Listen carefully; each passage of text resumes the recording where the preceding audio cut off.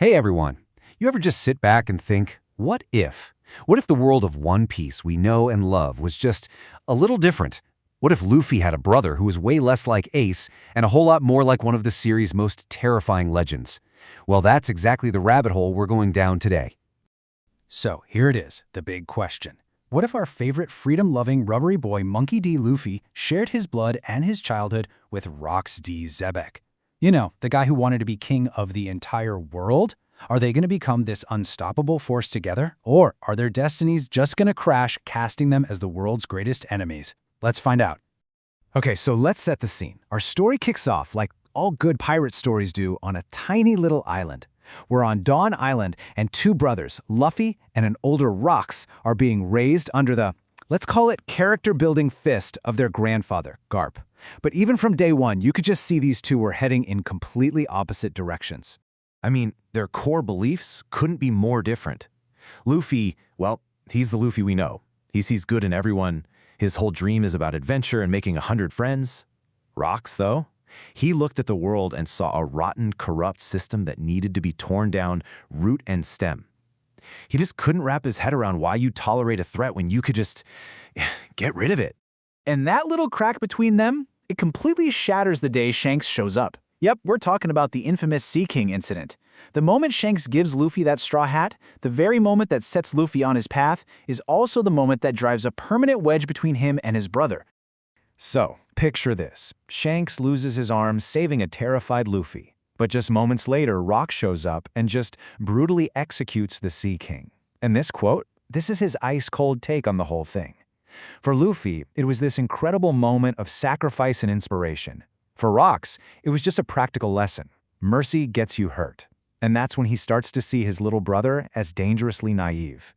So when the time finally came, you guessed it, they set sail. Different ships, different dreams, both pointed straight for the Grand Line. And as each brother started to gather a crew, those crews became a perfect mirror of their completely opposite worldviews.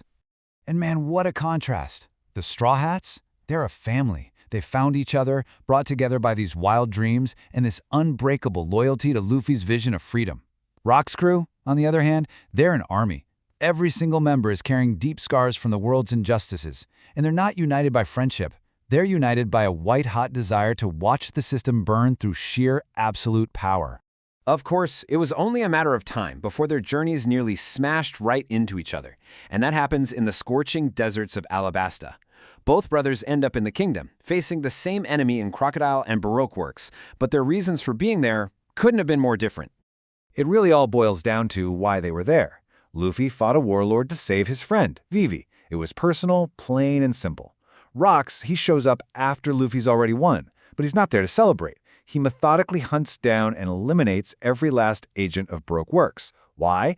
Because in his mind, leaving any root of corruption alive just means it's going to grow back. And this same pattern, this fundamental difference in how they operate, it just keeps showing up. Our next stop? Enies Lobby. When Luffy decides to directly challenge the entire world government, the shockwaves from that act spread across the globe, and right to Rox, solidifying his own much, much bigger plans. You know, when Rox hears that his little brother declared war on the whole world for just one friend, for Robin, he actually smiles. He gets it. He understands that kind of fierce loyalty. But he also sees it for what it is, a small emotional gesture. For him, this is the final proof. To really change the world, you can't just defy it, you have to break it. And that's when he starts planning his own war. All right, everything has been building to this. The one place they were absolutely bound to end up. Marineford. The execution of their brother, Ace, forces these two clashing ideologies to finally collide in the biggest battle the world has ever seen. Okay, so Luffy crashes the party from Impel Down. Whitebeard's forces are clashing with the full might of the Marines. The battle is pure chaos. And then, just when you think it can't get any crazier, a new ship appears on the horizon. Rox D. xebec arrives, and with one single blast of Conqueror's Haki, he drops over 10,000 Marines where they stand, instantly turning a two-sided war into a three-way free-for-all. And then it happens. While Rox immediately engages the biggest threat on the field, Admiral Sakazuki, Luffy manages to fight his way to Ace and free him. And for the first time, all three brothers stand shoulder to shoulder, an absolutely unstoppable force. They fight in perfect sync, this terrifying mix of freedom, raw power, and fire that sends chills down the spines of the Marine High Command. In the end, though, it's Whitebeard who makes the ultimate sacrifice, using his power to create an escape route for everyone.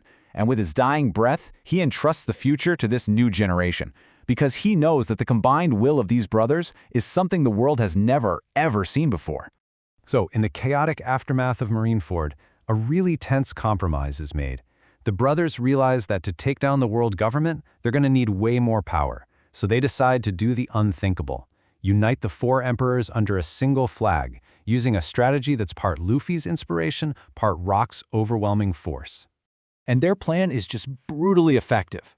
With Big Mom after Luffy takes down her strongest commander, Rock steps in with a very simple choice. Join us or watch as I dismantle your family piece by piece, the one thing you care about. She agrees. With Kaido, it's way more direct. Rock challenges him to a legendary 3-day duel and earns the Emperor's loyalty not with threats but with pure, undeniable strength. With two emperors now flying their flag, the time is finally right. The largest fleet in history sets sail for the Red Line, ready to start the final war, to pull the Celestial Dragons from their thrones and end their centuries of rule for good.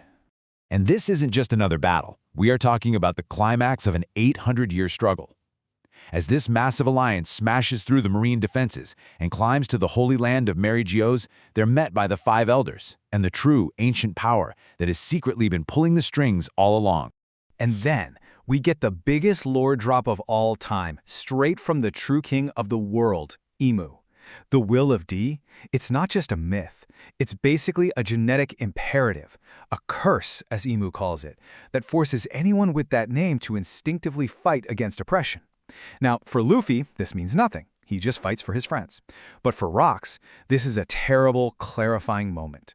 So, facing Emu's insane, reality-bending power, neither brother can win on their own. But here, in the final battle, they aren't alone. Reunited with Ace and Sabo, the four brothers, Luffy, Ace, Sabo, and Rox, unleash one last combined attack. It's this beautiful symphony of their ideals. Luffy's joyful freedom, Ace's burning fire, Sabo's revolutionary will, and Rox's crushing power, all focused into a single strike that shatters 800 years of immortal authority. With the world's government gone, the world is finally free. But it's also in total chaos. And here, in this brand new dawn, the brothers enact their final, separate visions. Luffy, having achieved his dream of being the freest man alive, refuses any title. He just sails away, a legend who toppled gods and then wanted nothing more. But Rackus? He steps into that power vacuum.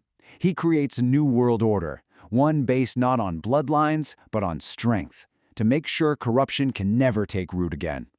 And that leaves us with this final, massive question. One brother gave the world absolute freedom, and with it, the freedom to fall into total chaos. The other gave the world peace, but it was a peace enforced by an absolute strength that, let's be honest, some might call a new kind of tyranny. So in the end, whose dream actually created the better world? What do you think?